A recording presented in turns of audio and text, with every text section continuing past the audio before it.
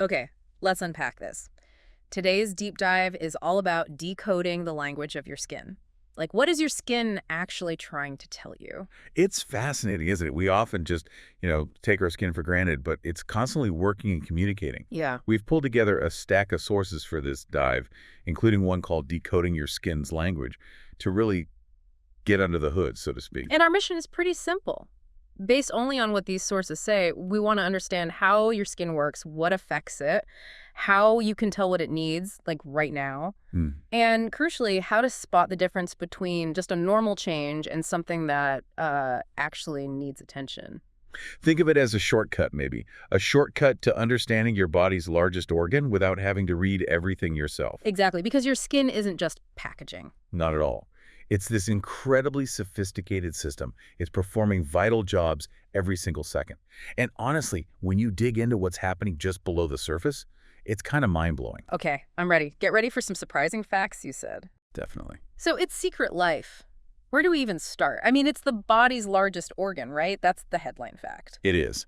And these sources really drive home how significant that is. It makes up about, 15% of your entire body weight? Wait, 15%? Seriously? So for someone around, say, 140 pounds, Yeah. you're talking like 21 pounds of skin. Exactly. More weight than your brain, your liver, and your heart combined. Just sheer mass. Wow. And it's working constantly. The sources describe it like this dedicated security team, protecting you even when you're asleep. A security team with a huge job description, it sounds like. I saw the sources mention 6 critical functions. 6 key jobs, yeah. Keeping you alive and ticking without you even having to think about it. Mhm. The first one, waterproofing. Ah, the high-tech wetsuit in reverse. I like that description. Keeping moisture in. Precisely. I mean, imagine if it didn't do this job. The sources say you'd shrivel up like a raisin in like a matter of hours. Seriously? Yeah, that wrinkled finger feeling you get after a long bath. Yeah, that's basically your skin's waterproofing, saying, okay, system overload. You're pushing the limits here. Huh. That totally makes sense. Okay, what's job number 2? Protection. And this isn't just about blocking a few germs. It's like a 247 bodyguard against literally thousands of invaders every single day. Invaders, though. Bacteria, pollution, UV rays, chemicals, Mhm. you name it. It acts like a really vigilant bouncer at the club entrance of your body. I love the example they gave. You get a small cut, right? And maybe it gets a little infected right there. Mm. But the skin around it is totally fine. That shows the barrier was breached just at the cut, but everywhere else, that bouncer was on duty. It's a perfect illustration. Yeah. Okay, job number 3, temperature control. Your skin is basically your personal climate control system. Right. It manages to keep your core body temperature within a really narrow range, Hmm. maybe just a degree or two, even if it's like 100 degrees difference outside. And it does that by sweating to cool off or Yeah. tightening up to conserve heat. Exactly. Even something like blushing.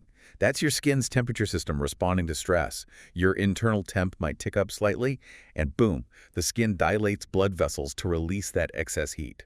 Fascinating how it connects to our emotions like that. Okay, number 4 is sensation. Oh yeah, an incredibly sensitive early warning system. We're talking about your fingertips being able to detect textures that differ by millionths of an inch. Millions. No way. Yeah, and it signals danger in milliseconds, like that feeling of intense heat before you actually touch the flame, making you pull back. And what about that prickly feeling you get just before a sunburn shows up? The sources say that's your skin warning you, right? Before the visible damage. Exactly. A clear message. Hey, Yeah. get out of the sun. A message you really should listen to. Okay, good tip. 5th function. Vitamin D formation. Your skin is like your own personal supplement factory. Making vitamin D from sunlight. Yep. Which is crucial for, well, everything. Bone health, immune function, even your mood. And the sources really stress this one, don't they? Because we live indoors so much. They do. Relying on food alone just isn't enough for most people to get adequate vitamin D. Your skin's role here is absolutely vital. Okay, got it. Last job. Number 6. Identity and expression. I mean, think about it. Your skin is literally the canvas you present to the world. Yeah. It helps you express emotion, blushing, going pale when you're scared. It communicates your health status in subtle ways. It even influences how other people perceive you. So it's functional, protective, and expressive. Wow, it's doing way more than I ever thought. Absolutely. Let's dig a bit deeper into that protection part. Specifically, the skin barrier, which these sources call your body's most sophisticated security system. This is so key. Understanding the barrier is fundamental to like 80% of common skin issues. Right on top, you have the acid mantle. Acid mantle. Yeah, it's the super thin protective layer made of sebum, your natural oils, and sweat. And the analogy they used was like an advanced smart home security system, constantly monitoring, adjusting, protecting. Yeah, when it's working properly, it's like Fort Knox. Moisture is locked in, harmful bacteria and toxins are blocked out. It keeps that crucial pH balance we need to talk about, and it prevents irritation. Okay, but what happens when that system gets hacked or damaged? The sources mention environmental stuff, right? Pollution, smoke, wind, even just hard water. Exactly. All those things can break down the barrier, and when it's damaged, you become much more vulnerable. Vulnerable how? Well, the sources directly link a compromised barrier to things like eczema flares, rosacea acting up. It makes it easier for acne-causing bacteria to get in, and it leads to dryness and flaky patches because your skin just physically can't hold on to moisture anymore. Understanding that barrier seems crucial then. Foundational. And all this complex stuff is happening in what they call a microscopic city right on your skin. The numbers are just wild. In 1 square centimeter, like the size of your thumbnail. Get this. 10 hair follicles, 12 nerves, 15 sebaceous glands, those are the oil glands, and 100 sweat glands. In that tiny patch. It makes perfect sense then. 12 nerves. Of course sensation is intense there. 15 oil glands packed together. Explains why you can get a breakout in such a small spot so quickly. Right. 100 sweat glands means super effective cooling. And trying to rip hair out of those 10 follicles, yeah, no wonder it can be irritating. It really puts it in perspective. Your skin isn't just being dramatic when it reacts. No, it's this complex little ecosystem responding logically to its environment, or your stress levels, or the products you slather on it. Which leads us perfectly to rethinking how we categorize skin. We all know oily, dry combination. Yeah. But the sources argue these traditional types are way too simplistic. Yeah, this was eye-opening. Those old labels often fail because your skin is not static. It's constantly changing. Changing based on Where you live, how stressed you are, allergies popping up, your diet, hormones, everything. They mentioned Sarah, who thought she had oily skin forever. Right. She moved somewhere else. Suddenly her skin is dry and irritated. Her type changed with her environment. It wasn't fixed. So instead of forcing your skin into a box, the real idea is to figure out what your skin is doing right now. Precisely. Let's look at the patterns the sources describe. First up, what they call normal skin, the Goldilocks zone. Okay. Not too dry, not too oily. Sounds ideal. Pretty much. Few imperfections, not very sensitive. Pores aren't very noticeable, just a generally healthy look. Maya's skin is the example. Feels comfortable, looks stable, can handle most products. So if that's you, the main job is just maintenance, protection. Exactly. Keep doing what you're doing, basically. Protect it. Okay, then there's dry skin, described as constantly thirsty. Yeah, this is when your skin isn't producing enough oil, sebum, and because of that, it struggles to hold onto moisture effectively. So it looks and feels flaky, rough. Flaky rough definitely needs nourishment. Jessica's skin is the example here. You see very few visible pores, probably no blackheads, but it often feels tight or itchy, and there's no oily shine at all. Is there an upside? The sources mention small pores and less acne. That's the advantage, yeah.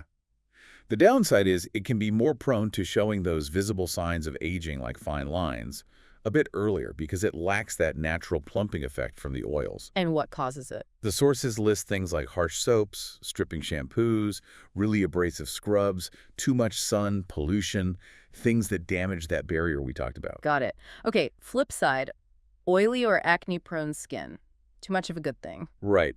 This pattern is often harder to control because there's often a genetic component. It might worsen in your teens, but it's definitely not inherently bad skin. The example is Marcus dealing with frequent breakouts, blackheads, maybe enlarged pores, and that noticeable oily shine or residue.